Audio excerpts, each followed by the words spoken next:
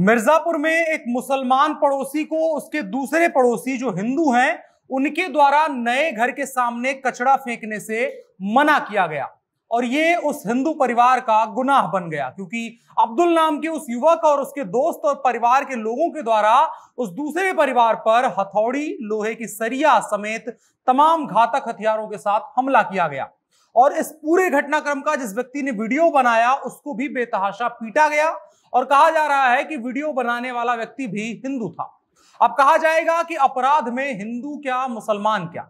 सच बात है कि अपराध में हिंदू मुसलमान नहीं होता है, ना किया जाना चाहिए, लेकिन जब उन्माद का आधार हिंदू मुसलमान हो तो क्या नहीं किया जाना चाहिए, क्योंकि यह सिर्फ एक घटना नहीं है। इसके अलावा एक और वीडियो है हैदराबाद का बताया जा रहा है, जहां पर एक मुसलमान युवक के समुदाय के युवकों के द्वारा पुलिस को धमकी भरे लहजे में कहा गया है कि रमजान के इलाके में, हमारे इलाके में पैर भी मत रखना। इसका क्या आधार है? क्या ये हिंदू मुसलमान नहीं है?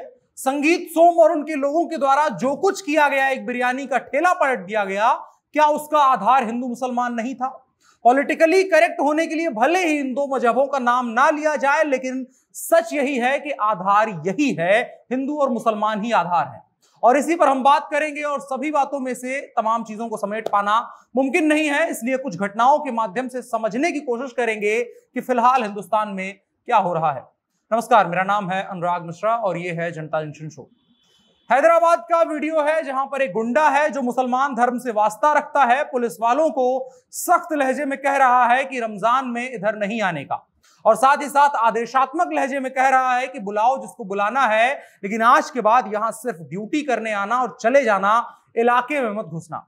यानी कि साफ मतलब है कि उसके इलाके में पुलिस का आना मना है, क्योंकि ये भाईजान का इलाका है और महीना रमजान का चल रहा है और रमजान के महीने में वो पुलिस वालों को अपने इलाके में नहीं आने देंगे। इसी वीडियो में पीछे एक फास्ट फूड की दुकान है, वहां पर काम करने वाला एक आदमी अपने काम में पूरी तरह से तल्लीन है, जो इस बात को दर्शाता है कि उसे इस भीड़ भाड़ से कोई मतलब नहीं है, क्योंकि उसे पता है चीखने पुकारने के बाद लोग अपने घरों में चले ही जाएंगे। लेकिन सवाल है तेलंगाना सरकार का, सवाल है तेलंगाना पुलिस की विश्वसनीयता पर।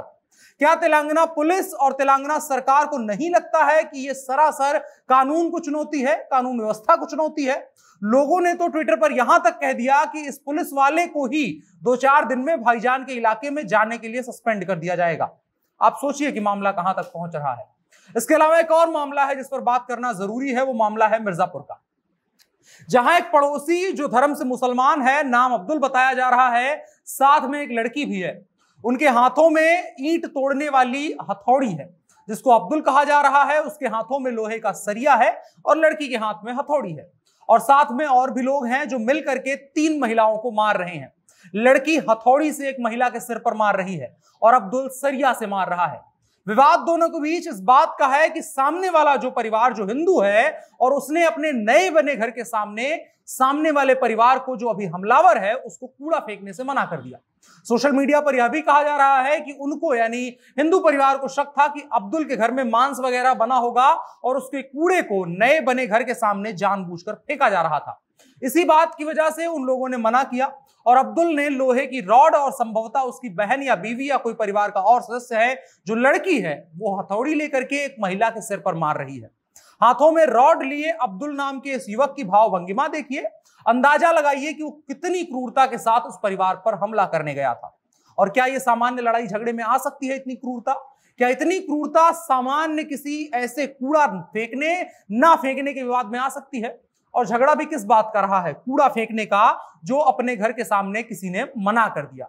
जो हिंदू परिवार था उसने मना किया कि भैया हमारे घर के सामने कूड़ा मत फेंकिए, और चूंकि अब्दुल को यह लगा कि ये उसका संवैधानिक हक है कि वो अपने घर का कूड़ा दूसरे के सामने फेंक सकता है, तो उसे फेंकने को नहीं मिल रहा है, तो उसने लोहे की रॉड और अपनी बहन, बीवी या जो भी हो, हथौड़ी के साथ उसको भेजा। दोनों लोग मिल करके लगभग हत्या के इरादे के साथ वहां पर जाते हैं, हमला करते हैं और इस तरीके से अपना संवैधानिक हक लेने की कोशिश करते हैं। और इतने से भी मन नहीं भरा तो उसके बाद संवैधानिक हल जो लेने का, हक लेने का और क्रूर तरीका था। और इस पूरे क्रूर तरीके को जब एक व्यक्ति मोबाइल पर रिकॉर्ड कर रहा था, तो जो हथौड़ी से हमलावर है लड़की, उसने उस दूसरे युवक को दिखाया, अब्दुल को दिखाया कि देखो कोई रिकॉर्ड कर रहा है। इसके बाद अब्दुल के आतंक का शिकार मोबाइल पर रिकॉर्डिंग करने वाला वो व्यक्ति भी हुआ और इसी लोहे की रॉड से उसने उस व्यक्ति के ऊपर हमला किया। लोगों ने बचा लिया, अन्यथा उसके इस जघन्य अपराध को के लिए मोबाइल कैमरे में रिकॉर्ड करने की सजा के तौर पर उस व्यक्ति को अब्दुल 72 हूरों के पास भेज ही देने वाला था। ये दोनों घटनाएं आम नहीं है, ये नई व्यवस्था है। आज ही खबर आई है कि दुनिया के सबसे खूंखार आतंकवादी संगठन ने भारत के कर्नाटक में हुए हिजाब विवाद में हिजाब धारण करने वाली लड़कियों का समर्थन करने की अपील करी है पूरी दुनिया से और कहा है हिंदुस्तान में हिंदू लोकतंत्र चल रहा है। इसके अलावा रामपुर का भी एक वीडियो आया है जहां पर सरोज और सुमन नाम की 2 महिलाओं के ऊपर महबूब, अयूब और मंजूर नाम के 3 लोगों के द्वारा हमला किया गया है। पीछे खड़ी सैकड़ों भीड़ इन हमलावरों का समर्थन कर रही है। ये हमला जानलेवा है। समस्याएं और भी हैं। हिंदू मुसलमान के खांचे में दूसरे रंग वाले ने भी कम कांड नहीं किए हैं, लेकिन वो कांड निहायत ही मूर्खतापूर्ण है। किसी का बिरयानी का ठेला पलट दिया गया है, कहीं पुलिस मामले का बीच बचाव कर रही है। अधिकतर घटनाओं में पुलिस की मौजूदगी देखी गई है, जो कि व्यवस्था का फेलियर है, और उनमें से अधिकतर किसी न किसी संगठन से जुड़े लोग हैं जो अपनी अपनी राजनीतिक मंशा को पूरा करने के लिए तमाशा कर रहे हैं और उन्हें किसी न किसी राजनीतिक संगठन के द्वारा समर्थन मिल रहा है। लेकिन दूसरी तरफ की घटनाएं मूर्खतापूर्ण नहीं है, घटनाएं नृशंस और जघन्य है। हर अपराध का एक मेरिट होता है। आप मिर्जापुर में अब्दुल के द्वारा लोहे की रॉड से किए गए और उसके परिवार की एक और लड़की के द्वारा हथौड़ी से एक महिला के ऊपर किए गए हमले और संगीत सोम के समर्थकों के द्वारा उलट दिए गए बिरयानी की ठेला की जो तुलना है उसकी कम से कम कानून की नजर में नहीं कर पाएंगे। दोनों घटनाओं में जमीन आसमान का अंतर है। इस चीज को समझने की जरूरत है कि एक तरफ एक पॉलिटिकल या जो भी कह ले नैरेटिव को सेट करने के लिए तमाम नौटंकी की जा रही है जो मूर्खतापूर्ण है, उसकी भी आलोचना की जानी चाहिए, लेकिन दूसरी तरफ असंगठित ढंग से एक पूरा समूह जो एक असंगठित समूह बन चुका है कि अलग अलग जगहों की अगर आप डॉट्स जुड़ते जाएंगे तो एक लिंक बनेगा और उसके आधार पर घटनाएं हो रही हैं। इन दोनों में अंतर है और दोनों के द्वारा किए जाने वाली घटनाओं के मेरिट में भी अंतर है। उसके आधार पर इस चीज को सोचा जाना बेहद जरूरी है। आप क्या सोचते हैं कमेंट बॉक्स में बताएं और साथ ही साथ कार्यक्रम को साझा करें। फिलहाल बड़ी खबर में इतना ही। अब बढ़ चलते हैं कार्यक्रम के अगले हिस्से की तरफ। रूस यूक्रेन युद्ध और बूचा नरसंहार पर आज विदेश मंत्री एस जयशंकर ने लोकसभा में बड़ा बयान दिया। उन्होंने कहा कि हम पहले दिन से ही संघर्ष के खिलाफ हैं। हमारा मानना है कि खून बहाकर और मासूमों की जान लेने से कोई समाधान नहीं निकलेगा। कूटनीति ही किसी विवाद का हल है। हम यूक्रेन की हर संभव मदद कर रहे हैं। यूक्रेन में भारत किसकी वकालत कर रहा है? इस सवाल पर उन्होंने कहा कि भारत अपने हितों की वकालत कर रहा है, अपने हितों को देखते हुए फैसला कर रहा है। इसके अलावा एक और बिहार से, बिहार में सत्तारूढ़ नीतीश कुमार और जो एनडीए उनके साथ में है उसके बीच में सब कुछ ठीक नहीं चल रहा है।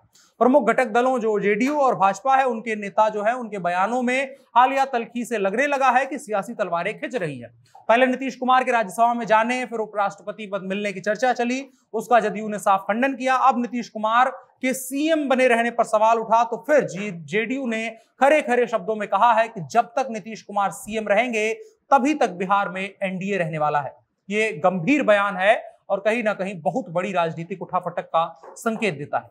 इसके अलावा एक और खबर, क्रिप्टो एक्सचेंज जेमिनी की एक रिपोर्ट के अनुसार भारत दुनिया भर में क्रिप्टो करेंसी के पहली बार निवेश करने वाले लोगों की संख्या में के मामले में सबसे आगे है। गौरतलब है कि सूची में टॉप 3 में भारत, ब्राजील और हांगकांग जैसे देश हैं जिनमें दुनिया भर में सबसे अधिक नए निवेशक थे और भारत इनमें टॉप पर है। रिपोर्ट में एक और बात सामने आई है। रिपोर्ट के मुताबिक पहले से कहीं अधिक महिलाएं अब क्रिप्टो करेंसी में निवेश कर रही हैं, जो कहीं ना कहीं सकारात्मक खबर है। इसके अलावा एक और खबर दिल्ली से, भाजपा के 42वें स्थापना दिवस के मौके पर प्रधानमंत्री नरेंद्र मोदी ने पार्टी कार्यकर्ताओं और नेताओं को संबोधित किया। प्रधानमंत्री ने कहा, हमारे लिए राजनीति और राष्ट्रनीति साथ चलते हैं। हम राजनीति से राष्ट्रनीति को अलग करके चलने वाले लोग नहीं है। ये भी सच्चाई है कि अभी भी हमारे देश में 2 तरह की राजनीति चल रही है। एक राजनीति है परिवार भक्ति की और दूसरी है राष्ट्र भक्ति की। आज भाजपा का 42वां स्थापना दिवस है। अलग अलग जगहों पर भारतीय जनता पार्टी के कार्यालयों में कार्यक्रम किए गए हैं। इन शॉर्ट्स में इतना ही। अब बढ़ चलते हैं कार्यक्रम के अगले हिस्से की तरफ, जो है आज का कानून। दिल्ली हाईकोर्ट ने विदेश मंत्रालय की ओर से 13 जुलाई 2021 को जारी किए गए एक ऑफिस मेमोरेंडम की उस सीमा तक रद्द कर दिया है जिसके तहत सुप्रीम कोर्ट और हाई कोर्ट के जजों को निजी विदेश यात्राओं के लिए भी राजनीतिक मंजूरी लेने की जरूरत थी, यानी सरकार से मंजूरी लेने की जरूरत थी। जस्टिस राजीव शकधर और जस्टिस जसमीत सिंह की खंडपीठ ने कहा कि जहां तक 13/7/2021 यानी 13 जुलाई 2021 के ऑफिस मेमोरेंडम में सुप्रीम कोर्ट हाई कोर्ट के जजों को निजी विदेश यात्राओं के लिए राजनीतिक मंजूरी लेने की आवश्यकता है, वो अनावश्यक है।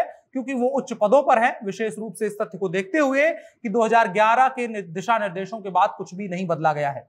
अदालत याचिकाकर्ता अमन वाचर द्वारा दायर एक याचिका पर विचार कर रही थी, जिनमें यह कहा गया था कि संवैधानिक न्यायालयों के न्यायाधीशों को निजी विदेश यात्राओं के लिए राजनीतिक मंजूरी लेने की आवश्यकता न केवल उनके निजता के अधिकार का उल्लंघन करती है, बल्कि उनके द्वारा धारण किए गए उच्च पद को नीचा भी या कम भी कर सकती है। कानून के हिस्से में इतना ही। अब बढ़ चलते हैं कार्यक्रम के आखिरी हिस्से में, जो है नसीहत रूसो की तरफ से है। रूसो कहते हैं, पागलों की दुनिया में समझदार होना अपने आप में एक पागलपन है। अलग अलग अर्थों में पागलपन को समझाया गया है। पागलपन एक जुनून भी कहा जाता है और एक पागलपन गलत काम करना भी कहा जाता है। लेकिन मसला यही है कि जब दुनिया से आप अलग हट करके चलते हैं तो उसको पागलपन की कैटेगरी में ही रखा जाएगा। अगर दुनिया बहुत सही चल रही है और आप बहुत गलत काम करेंगे तो आपको अलग लेवल का पागल कहा जाएगा, और दुनिया अगर गलत चल रही है और उसमें आप सही होने की कोशिश करेंगे तो आपको बहुत बड़े लेवल का पागल कहा जाएगा। इसलिए थोड़ा समझ करके दुनिया के साथ या खिलाफ चलने की कोशिश करिए। बाकी अच्छा है, जैसा जो चलना चाहता है सबके लिए वो मुबारक हो। बाकी आपकी राय क्या है कमेंट बॉक्स में बता सकते हैं, साथ ही साथ कार्यक्रम को साझा कर सकते हैं। खबरों में और क्या बेहतर किया जा सकता है वो भी आपका सुझाव हमें कमेंट बॉक्स में बता सकते हैं, उस पर भी हम गौर करेंगे। फिलहाल के लिए इतना ही। मेरा नाम अनुराग मिश्रा है, आप जनता जंक्शन शो देख रहे थे। कैमरे पर मेरे साथ ओम प्रकाश थे। शुक्रिया।